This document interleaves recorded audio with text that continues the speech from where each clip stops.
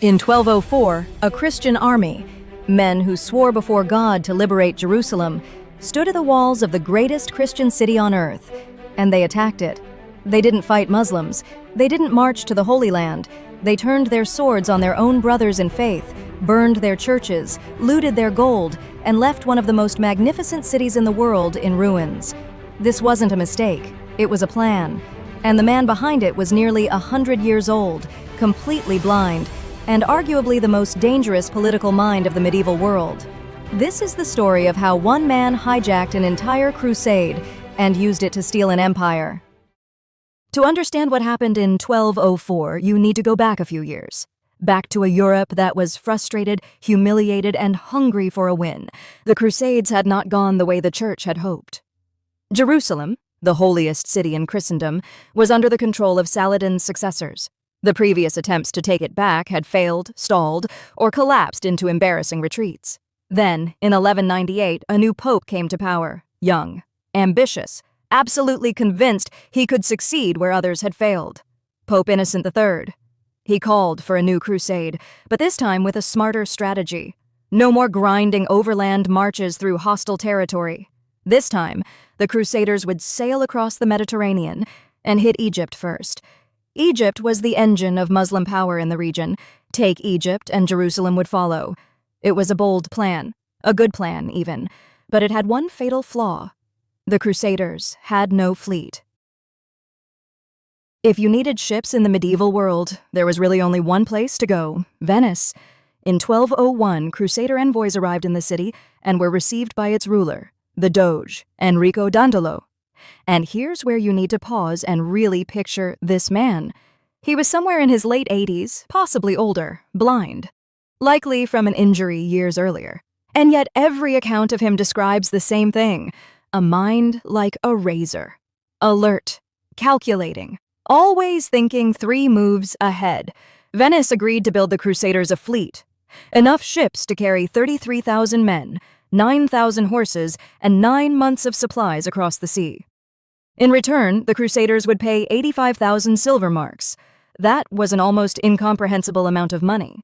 Venice didn't just accept the deal, they committed to it completely. Shipyards ran day and night. Trade was halted. The entire economy of the Republic was reorganized around fulfilling this one contract.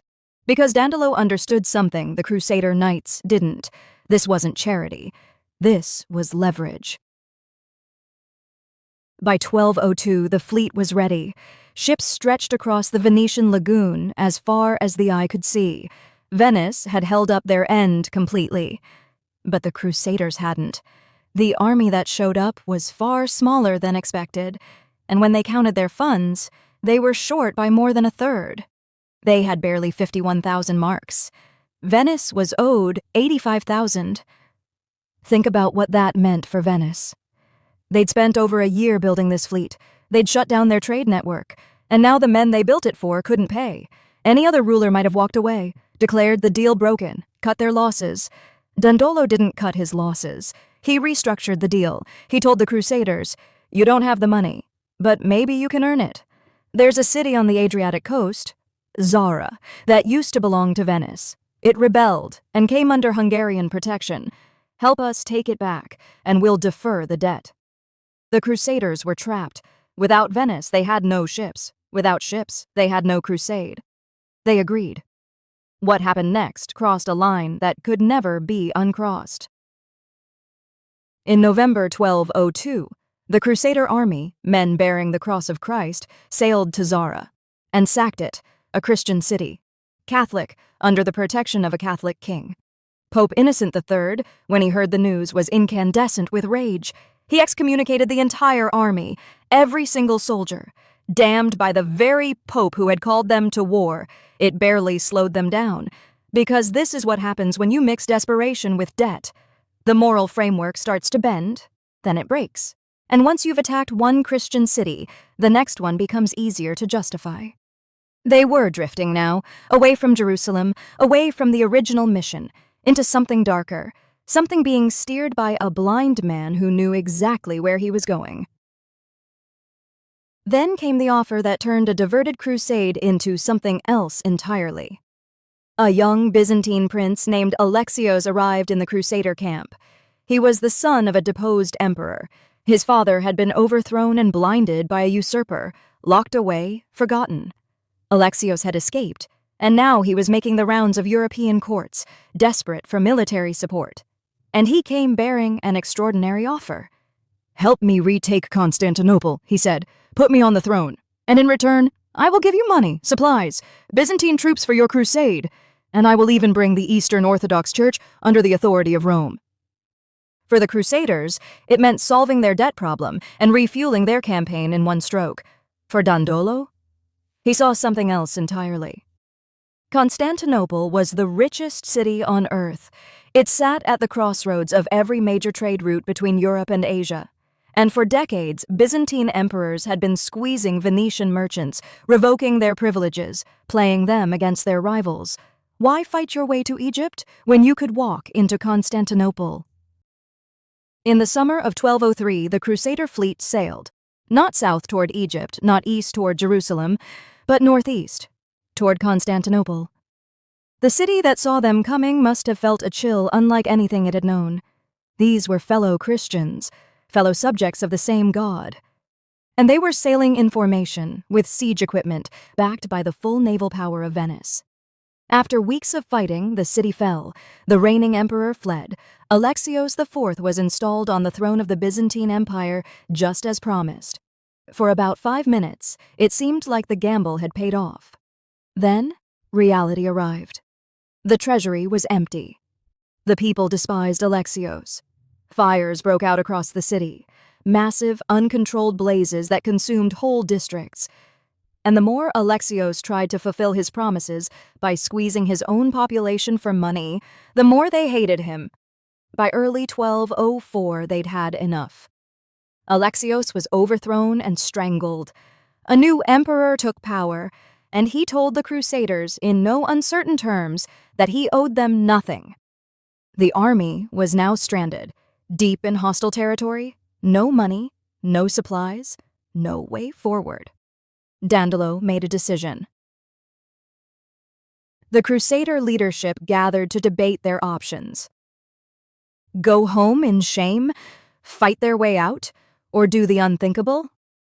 Take the city by force? Dandolo didn't just advocate for the attack, he led it.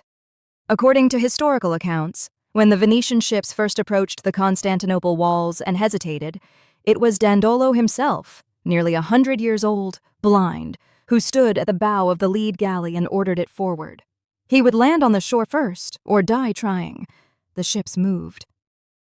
In April 1204, Constantinople fell. What followed was 3 days of horror that shocked even contemporaries who had grown used to the brutality of medieval warfare. Churches were stripped bare. The Hagia Sophia, one of the greatest buildings ever constructed by human hands, was desecrated, its altar smashed, its priests driven out. Ancient statues, priceless manuscripts, sacred relics, all of it looted, sold, melted down, or simply destroyed. Centuries of accumulated civilization gone in 72 hours. Nicetas Choniats, a Byzantine official who survived the sack, wrote that even the Muslim Saracens would have been more merciful. That the city had survived Persian invasions, Arab sieges, and countless other threats, only to be gutted by men wearing the cross. This is what the Fourth Crusade became, not a war against the enemies of Christianity, a war against Christianity itself. When the dust finally settled, the Byzantine Empire had ceased to exist as a unified power. In its place stood the Latin Empire of Constantinople, a fragile, artificial state that would barely last 60 years. But Venice didn't need it to last. Venice had already taken what it came for. While the Crusader knights fought over crowns and titles, Venetian merchants moved quietly and efficiently.